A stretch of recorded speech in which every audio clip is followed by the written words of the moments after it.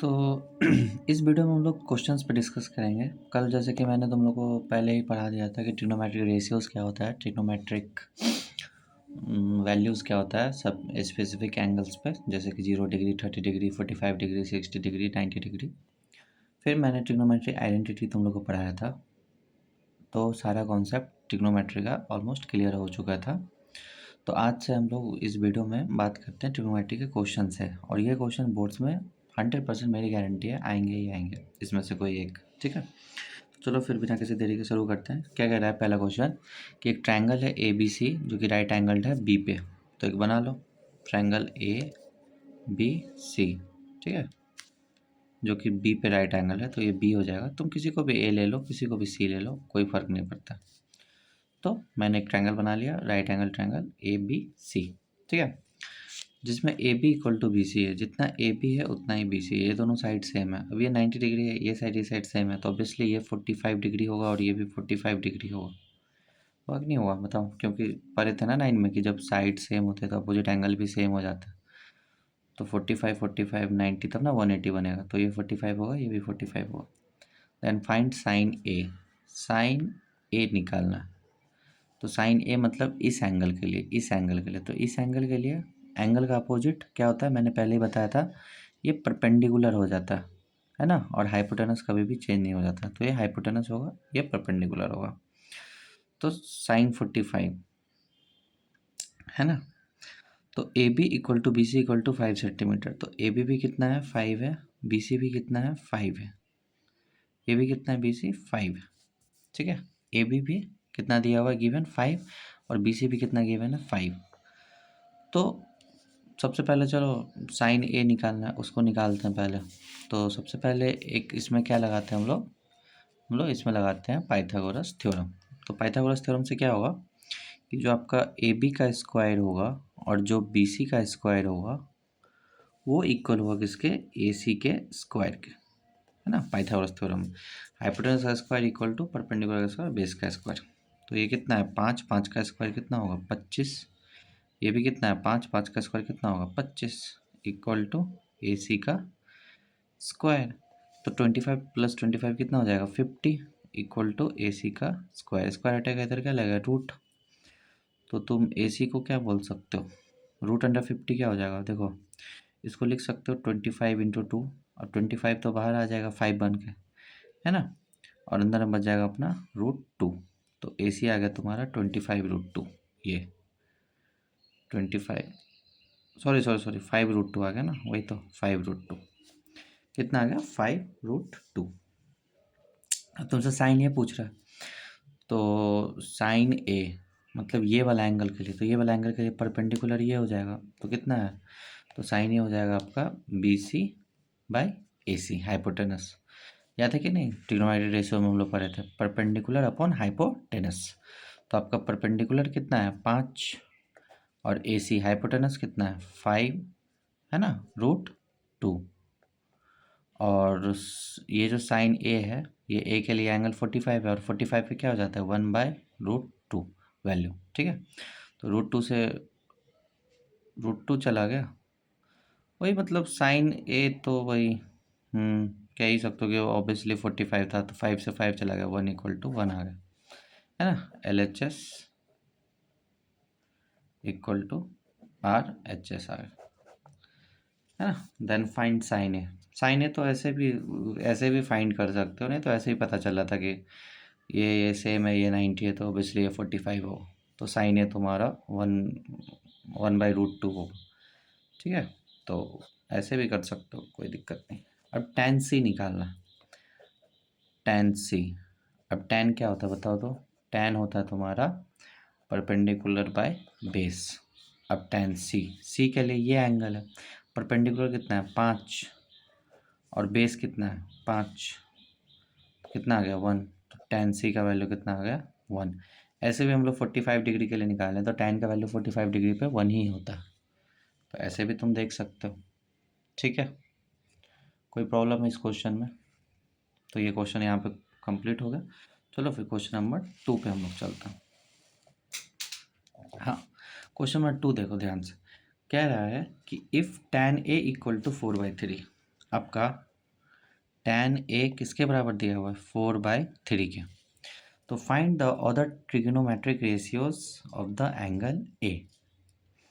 ठीक है, तो बाकी का जितना भी ट्रिग्नोमेट्रिक रेशियो अपना निकालना है एंगल ए के लिए। ठीक है, तो चलो इसका डायग्राम पहले बना लेते हैं। कोई भी क्वेश्चन में डायग्राम बना लेना इजी रहेगा, मस्ट है डायग्राम। ठीक है, तो यहाँ पे देख लो, मान लो ये है ना, इस एंगल को ए बोल दिया। अब ये ट्रायंगल जो हो जाएगा XYZ नाम दे दो, इजी पड़ेगा। ठीक है, अब tan A कितना है 4/3, तो A के लिए परपेंडिकुलर ही हो जाएगा। देखो tan क्या होता है, परपेंडिकुलर अपॉन में बेस, तो ये है ना, तो ये 4 हो जाएगा और बेस हो जाएगा 3। ठीक है, तो अगर ये 4 है ये 3 है, तो तुमको पता है अगेन ये एक राइट एंगल ट्रायंगल है। तो अगर इसमें हम लोग पाइथागोरस थ्योरम लगाएंगे तो क्या हो जाएगा बताओ तो। देखो ये परपेंडिकुलर है, ये बेस है, तो परपेंडिकुलर का स्क्वायर मतलब 4 का स्क्वायर प्लस बेस का स्क्वायर मतलब 3 का स्क्वायर इक्वल टू XZ का स्क्वायर, है ना। This is called hypotenuse. XZ क्या हो जाएगा, हाइपोटेनस। क्यों हो जाएगा, क्योंकि ये 90 के अपोजिट वाला साइड है। तो 4 का स्क्वायर कितना होता है 16, 3 का स्क्वायर कितना होता है 9 इक्वल टू XZ का होल स्क्वायर। अब ये 25 हो जाएगा, इधर XZ का होल स्क्वायर हो जाएगा, स्क्वायर हटेगा इधर क्या लगेगा रूट, है ना। तो XZ इक्वल टू 5 आ जाएगा। ठीक है, कितना आ जाएगा 5। यहाँ तक का बात क्लियर है कि नहीं बताओ। XZ इक्वल टू कितना आ गया 5 आ गया। अब तुमको क्या पूछ रहा है, find the other trigonometric ratios of angle है। तो एंगल ए के लिए जैसे मान लो सबसे पहले होता है साइन ए, ये क्या होता है P/H। साइन ए क्या होता है P/H। तो परपेंडिकुलर कितना मेरे पास 4 बाय हाइपोटेनस कितना मेरे पास 5, तो साइन ए आ गया 4/5। फिर अपन लोग निकालते हैं कॉस ए।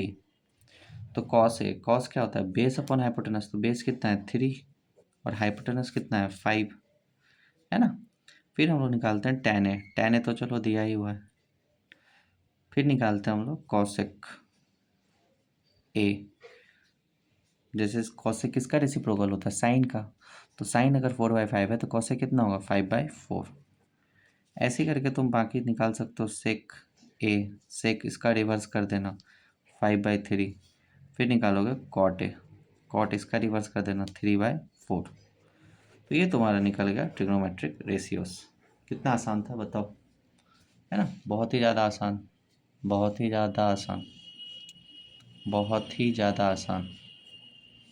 कोई प्रॉब्लम है, बस तुमको रेशियोज याद करना है। साइन होता है P/H, कॉस होता है B/H। अभी तक भी रेशियो याद नहीं हुआ तो मैंने वीडियो बना दिया है, ट्रिक भी बता दिया उसमें कि कैसे याद करना है। तो वीडियो को एक बार देख लो, वहाँ से सब कुछ समझ जाओगे बेसिक, तब यहाँ पे आना। क्योंकि डायरेक्ट क्वेश्चन पे आओगे तो फिर डाउट आएगा बहुत सारा। फिर भी अगर कुछ डाउट रहता है तो कमेंट सेक्शन में डाउट बता देना, मैं सॉल्व कर दूँगा। ठीक है, चलो फिर नेक्स्ट क्वेश्चन पे चलते हैं, दैट इज़ क्वेश्चन नंबर 3। तो क्वेश्चन नंबर 3 तुम लोग को, क्वेश्चन नंबर 3 पे हम लोग चलते हैं नेक्स्ट। तो चलो फिर क्वेश्चन नंबर 3 देखो क्या रहा है यहाँ पे कि in a triangle ABC B is a right angle. तो एक ट्रायंगल बना लो ABC। ठीक है, इसमें सब क्वेश्चन में देखो डायग्राम बनाना कितना इम्पोर्टेंट। अब राइट एंगल है कहाँ पे B पे, B is a right angle. बाकी A को तुम यहाँ पे लिख दो, C को यहाँ पे लिख दो, या A को यहाँ पे लिख दो, C को यहाँ पे लिख दो, no matter. AB equal to 3, AB कितना दिया हुआ है 3। अब बोलो सर ये 3 क्या है, सेंटीमीटर है कि क्या, कुछ भी हो रेशियो में तो वो कैंसिल ही हो जाता है ना, तो इसलिए यूनिट्स हम लोग नहीं लिखते हैं। ठीक है, BC कितना है 4, BC कितना है 4 if angle A equal to alpha. अभी जो एंगल A है इसको हम लोग बोल दिए अल्फ़ा, और जो एंगल C है उसको बोल दिए हम लोग बीटा, इसको बोल दिए हम लोग बीटा। तो बोल रहा है निकालने के लिए साइन अल्फ़ा।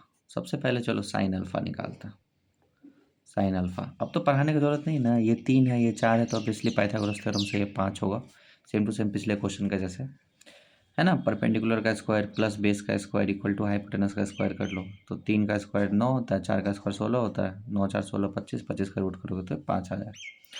तो साइन अल्फा अगर निकालोगे इस वाले एंगल के लिए तो ये परपेंडिकुलर हो जाएगा, क्योंकि एंगल का अपोजिट परपेंडिकुलर होता है, तो ये 4 हो जाएगा। और परपेंडिकुलर अपन हाइपोटेनस, तो ये परपेंडिकुलर तो हाइपोटेनस ये 5, तो साइन अल्फा का वैल्यू आ गया 4/5। कितना ज़्यादा आसान है। तो साइन अल्फा निकालेगा, फिर निकालना अपने को कॉस अल्फा। क्या निकालना है? Cos alpha. कॉस क्या होता है? देखो अल्फा मतलब यही एंगल, तो इस एंगल के लिए ये तो परपेंडिकुलर हो गया, हाइपोटेनस कभी भी चेंज नहीं होता है, तो बचा ये, तो ये बेस हो गया। तो कॉस अल्फा होता है बेस अपॉन में हाइपोटेनस, तो बेस कितना तो हमारे पास 3 और हाइपोटेनस कितना है 5, तो कॉस अल्फा का वैल्यू आ गया 3/5, है ना। साइन क्या होता है? अगेन लिख देता हूँ P/H। कॉस क्या होता है? B/H। इसको याद कर लो जितना जल्दी, अगर अभी तक भी नहीं किए हो तो मैं वीडियो बना दिया हूँ ट्रिक के साथ साथ ट्रिग्नोमेट्री रेशियोज का, प्लीज़ वो वीडियो जाकर देख लेना। ठीक है, क्लास 1 है, प्लेलिस्ट भी मैं बना दिया हूँ इस सेशन का, तो उस प्लेलिस्ट को प्लीज़ चेकआउट कर लो। फिर हम निकालते हैं tan alpha. Tan alpha, ten क्या होता है? Perpendicular upon base. तो देखो अल्फ़ा के लिए परपेंडिकुलर तो एंगल का जो अपोजिट होता है वही परपेंडिकुलर होता है, तो परपेंडिकुलर हो जाएगा 4 और बेस कितना हो जाएगा 3, तो टेन अल्फ़ा कितना आ गया 4/3। फिर निकालना अपने को साइन बीटा, कॉस बीटा और टेन बीटा। अब इस एंगल के लिए निकालना है, तो साइन बीटा कितना हो जाएगा? साइन बीटा, ये देखो एंगल तो इसका इस बार परपेंडिकुलर चेंज हो जाएगा। एंगल के रिस्पेक्ट में हम लोग परपेंडिकुलर लेते हैं, हाइपोटेनस कभी भी चेंज नहीं होता है, लेकिन याद रखना परपेंडिकुलर चेंज हो सकता है जिस एंगल का बात कर रहे हैं उसके रिस्पेक्ट में। तो अगर बीटा एंगल का बात करें तो बीटा का अपोजिट क्या हो जाएगा? ये 3, तो परपेंडिकुलर हो जाएगा तुम्हारा 3 और हाइपोटेनस कभी भी चेंज नहीं होता है, cos beta, cos beta, cos beta. अब देखो ये सारा क्वेश्चन CBSE में आया हुआ है, सब PYQs है, तो देख रहे हो कितना इजी कॉन्सेप्ट है, उस पर कितना इजी क्वेश्चन है। कॉस बीटा क्या होता है? बेस अपॉन में हाइपोटेनस, तो बेस कितना है तुम ही लोग बताओ। देखो इसके लिए बेस तो ये 4 हो जाएगा, क्योंकि ये तो परपेंडिकुलर है और हाइपोटेनस चेंज नहीं होता है, तो बेस क्या हो जाएगा? ये 4 और अपॉन में हाइपोटेनस कितना है 5। ऐसे ही हम लोग अगर टेन बीटा निकालें तो टेन क्या हो जाएगा? परपेंडिकुलर अपॉन में बेस। तो ये तुम्हारा क्वेश्चन खत्म हो गया। ठीक है, एनी डाउट्स? तो हम लोग आगे बढ़ते हैं नेक्स्ट क्वेश्चन पे, दैट इज क्वेश्चन नंबर 4। ठीक है, तो क्वेश्चन नंबर 4 देखो, कह रहा है कि if sec theta is equal to 2 then find all other trigonometric ratios. आपको गिवन है सेक थीटा इक्वल टू 2, तो आपको निकालना है साइन थीटा, कॉस थीटा, फिर टेन थीटा, ऐसे करके जितना भी ट्रिग्नोमेट्रिक रेशियोज है सारा निकालना है। ठीक है, तो तुमको तो पता है ना कि कॉस सेक जो होता है कॉस का रेसिप्रोकल होता है, तो कॉस तो इजीली निकाल सकते हो। सेक थीटा इक्वल टू 2 है, तो कॉस कितना हो जाएगा? 2 का रेसिप्रोकल 1/2, तो कॉस थीटा आ गया। एक तो ऐसे सोच सकते हो। बाकी देखो इसमें हम लोग क्या दिमाग लगा सकते हैं, सेक थीटा, ठीक है, तो इस 2 के नीचे कुछ नहीं तो क्या हो सकता है? 1 हो सकता है ना। तो अब एक देखो सेक थीटा जो होता है वो कॉस का रेसिप्रोकल होता है, तो कॉस होता है B/H, तो ये हो जाएगा H/B। तुमको हाइपोटेनस भी दिया हुआ है और तुमको बेस भी दिया हुआ है ना, H/B हो जाएगा। तो इसको हम लोग एक मान लो एक ट्रायंगल है, ठीक है, एक मान लो ट्रायंगल है जिसका H2 है, बेस 1 है ना। तो यहाँ से तुम लोग इसको ऐसे कर सकते हो, तो यहाँ पे देखो सेक थीटा इक्वल टू 2 है ना, तो सेक थीटा क्या होता है? Hypotenuse upon base. तो यहाँ तो तुम पाइथागोरस थ्योरम लगाओगे तो क्या होगा? हाइपोटेनस का स्क्वायर इक्वल टू परपेंडिकुलर का स्क्वायर प्लस में बेस का स्क्वायर। अब हाइपोटेनस कितना है? 2, 2 का स्क्वायर, परपेंडिकुलर नहीं पता, x मान लेते हैं इसको, x का स्क्वायर प्लस बेस कितना है 1, 1 का स्क्वायर, तो 2 का स्क्वायर कितना होता है? 4, ये 1 का स्क्वायर 1 ही होता है और ये प्लस का इधर आके माइनस का हो जाएगा, इधर में x का स्क्वायर। अब ये हो जाएगा 3 इक्वल टू एक्स का स्क्वायर। इसको ऐसे भी लिख सकते हैं, स्क्वायर इक्वल टू 3, स्क्वायर हटेगा इधर क्या लगेगा रूट, तो x इक्वल टू √3। तो इसका परपेंडिकुलर कितना आ गया, √3 आ गया। कितना आ गया, √3 आ गया। अब देखो कॉस तो मैं पहले ही निकाल लिया था, कैसे निकाला था, यहाँ पे सेक बोल रहा था, सेक किसका रेसिप्रोकल होता है, कॉस का। तो अगर ये 2 है तो ये 1/2 हो जाएगा। 2 का रेसिप्रोकल क्या होता है, 1/2। अब साइन थीटा निकालना है। साइन थीटा क्या होता है, p/h। तो परपेंडिकुलर कितना है, √3 और h कितना है 2, तो √3/2। टेन थीटा, टेन थीटा क्या होता है, परपेंडिकुलर अपॉन बेस, तो √3/1, कुछ नहीं तो √3 होगा। बाकी तो तुम इसका रेसिप्रोकल लिख दोगे, है ना। तो टेन का रेसिप्रोकल होता है कॉट, तो कॉट थीटा क्या हो जाएगा, 1/√3। ऐसे ही कॉसेक थीटा, इसका रेसिप्रोकल 2/√3। ठीक है। फिर कॉस थीटा का रेसिप्रोकल तो सेक थीटा दिया ही हुआ है। तो यही था तुम्हारा क्वेश्चन, कितना आसान था बताओ, इजी, इजी एकदम। ठीक है, तो जल्दी से स्क्रीनशॉट ले लो, फिर हम लोग आगे बढ़ते हैं क्वेश्चन नंबर 5 पे। देखो यहाँ पे क्वेश्चन नंबर 5 कह रहा है कि if 4 sine theta equal to 3 cos theta then so that this, है ना। सारा क्वेश्चन PYQ है, CBSE में आया हुआ क्वेश्चन है, बहुत अच्छा क्वेश्चन है। ये अगर तुम कर ले रहे हो तो बाकी का कुछ करने का तुमको ज़रूरत नहीं है। तुम कोई भी एक बुक उठाना, वहाँ से क्वेश्चन लगा सकते हो, ईजिली सारा बन जाएगा, है ना। इस वीडियो में तुमको मैं ऑलरेडी सारा कॉन्सेप्ट समझा चुका हूँ, अगेन बार बार बोल रहा हूँ, अगर नहीं है, बिना कॉन्सेप्ट समझे हुए इस वीडियो पे आए हो तो डाउट आ सकते हैं, नो डाउट। तो पहले जाके उस कॉन्सेप्चुअल वीडियो को देखो जिसमें मैंने सारा कॉन्सेप्ट बताया, ट्रिग्नोमेट्रिक रेशियोज़ का बताया है, एंगल का बताया, एंगल को प्रूफ करके भी दिखाया है कि कैसे वैल्यूज़ आया। फिर मैंने आइडेंटिटीज़ को भी प्रूफ किया है और आइडेंटिटीज़ भी बताया है। तो सारा कुछ कॉन्सेप्ट सारा देख लो, उसके बाद फिर इस वीडियो पे आना, अदरवाइज़ यहाँ पे डाउट आ सकता है। तो देखो यहाँ पे साइन थीटा है, यहाँ पे कॉस थीटा है, तो मैं क्या करता हूँ ना, कॉस थीटा को ये 3 के साथ इधर मल्टीप्लाई हो रहा है, इधर आके डिवाइड हो जाएगा, है ना। और ये 4 इधर मल्टीप्लाई हो रहा है, ये इधर आके डिवाइड हो जाएगा। तो इसको मैं लिख सकता हूँ 4 साइन थीटा 3 कॉस थीटा को मैं लिख सकता हूँ sine theta by cos theta equal to 3 इधर है और ये 4 इधर मल्टीप्लाई हो रहा है, इधर आके डिवाइड हो जाएगा। तुमको पता है अब कि साइन थीटा अपॉन में जो कॉस थीटा है वो बराबर होता है किसके, टेन थीटा, है ना। साइन बाई कॉस का जो रेशियो होता है वो टेन के इक्वल में होता है। तो मैं इसको लिख सकता हूँ tan theta equal to 3/4। Tan theta equal to कितना दिया हुआ है, 3/4। अब यहाँ पे देखो प्रूफ क्या करना है, 12 sine theta minus 7 cos theta by 8 sine theta plus 3 cos theta equal to 2/9। यहाँ पे तो है टेन, लेकिन यहाँ पे साइन कॉस में है, तो इसको तो कन्वर्ट करना पड़ेगा ना, क्योंकि यहाँ पे टेन दिया हुआ है तो ये साइन कॉस में है, इसको तो कन्वर्ट करना पड़ेगा पहले टेन में। तो ऐसा क्या करे कि ये कन्वर्ट हो जाए, तो मैं इसको न्यूमरेटर को और डिनोमिनेटर को डिवाइड कर दूँ क्या क्या, कॉस से। देखो साइन को कॉस से डिवाइड करेंगे तो टेन बन जाएगा, कॉस से कॉस कट जाएगा। साइन को कॉस से डिवाइड कर देंगे तो क्या बन जाएगा, टेन, कॉस से कॉस कट जाएगा, है ना। क्योंकि यहाँ पे टेन है, मेरे को टेन चाहिए, तो मेरे को डिवाइड करना पड़ेगा न्यूमरेटर डिनोमिनेटर से, किससे, कॉस से। तो चलो 12 sine theta upon cos theta minus 7 cos theta upon में कॉस थीटा, मैंने क्या कर दिया, डिवाइड कर दिया न्यूमरेटर को कॉस थीटा से। फिर 8 साइन थीटा, इसको भी डिवाइड कर दो कॉस थीटा से, cos theta plus 3 cos theta upon में कॉस थीटा। ठीक है, देखो cos theta cancel, cos theta cancel. यहाँ पे एक लाइन लिख देना कि dividing both numerator and denominator by cos theta.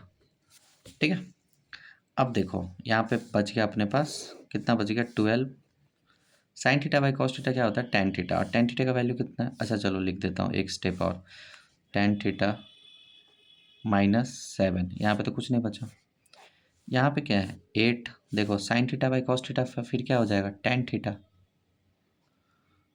Plus 3, देखो 12 tan थीटा कितना है 3/4 -7 नीचे भी 8 tan थीटा कितना है 3/4 +3 तो ये 12 1 जा 12 3 जा सॉरी 4 1 जा 4 3 जा 4 1 जा 4 2 जा तो 3 3 जा 9 9 में से 7 गया तो ये बच गया 2 देखो 3 3 जा 9 और 9 में से 7 गया तो कितना बच गया 2 फिर 3 2 जा 6 6 और 3 9 तो ये आ गया 2/9 जो कि 2/9 के लाना था तो यहाँ पे तुम लोग कह सकते हो LHS इक्वल टू RHS।